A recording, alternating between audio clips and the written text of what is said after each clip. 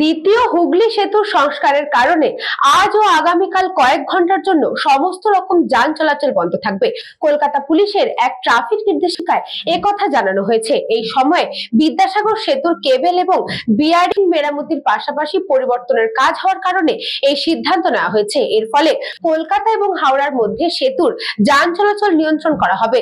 Kolkata traffic পুলিশের নির্দেশিকা অনুযায়ী এই সময় যে গাড়িগুলো হাওড়া থেকে কলকাতা যাবে বা কলকাতা থেকে হাওড়ার দিকে আসবে তারা হাওড়া ব্রিজ, নিবেদিতা সেতু এবং বালি ব্রিজ হয়ে যাতায়াত করতে পারবে।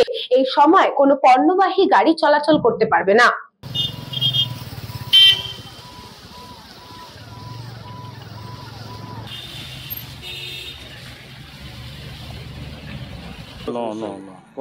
কোনো জানকারি নেই। আমি রাত 12টা অবধি মোবাইল ঘেটেছি, আমার কাছে আসেনি। সকাল থেকে এখন মোবাইল আমি খুলে দেখিনি যে কি দৃশ্য আছে। তোমাকে কি অফিস যেতে আমার আর্জেন্ট খুব, আজকে যেতেই হবে। অনেকটাই তো সমস্যায় পড়লাম, ডিউটি যাচ্ছি, এখন ডিউটি যেতে পারবো না।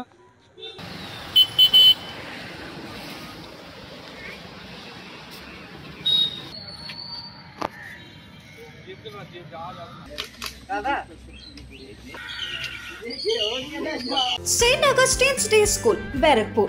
Success for every child. Admission open 2026 to 2027. Contact number 900793 4555.